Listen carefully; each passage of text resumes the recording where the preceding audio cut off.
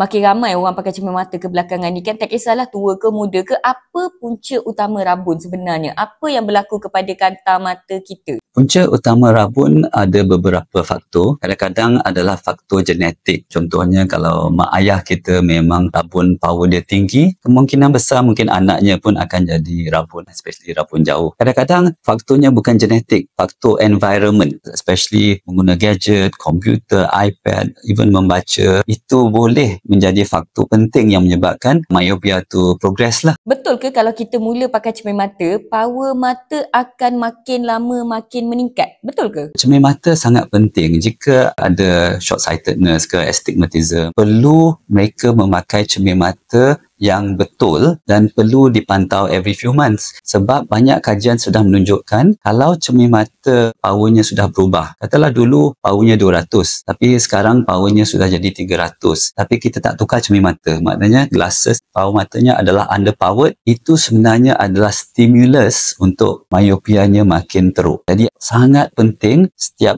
every few months, at least every 6 months, check power matanya betul atau tak. Sebab kalau dia undercorrected, power dia akan makin naik. Ada tak cara untuk betulkan power mata tanpa pakai cermin mata ataupun contact lens, kanta lekap? Ada tak? Katalah kita dah short-sighted, katalah 200 lah power kita. Dari segi exercise mata ke apa untuk mengurangkannya, setakat ni benda tu tak wujud lagi. Cara lain adalah pembedahan, macam pembedahan reflektif adalah salah satu cara untuk kita mengelak daripada perlu pakai cermin mata. Tapi tidak sesuai untuk kanak-kanak, hanya untuk adults yang at least umur yang terbaik 21 tahun ke atas. Ada juga ubat-ubatan tapi perlu jumpa pakar mata lah, yang mana boleh diberi eye drop. Jadi yang paling latest adalah atropine eye drop dan konsentrasi dia very low, tapi ini tidak sesuai untuk semua. Jadi perlu jumpa dengan pakar untuk melihat sama ada sesuai atau tidak. Ada juga satu cara yang mana mengguna contact lens overnight, yang mana contact lens itu hanya dipakai sebelum tidur, tapi dah bangun nanti buka contact lens. Jadi dia menyebabkan temporary change pada corneal shape dan ini mengubah power mata, tapi towards the evening powernya akan datang balik lah. Jadi every night perlu pakai contact lens tu. Tapi again tak sesuai untuk semua orang sebab ada risiko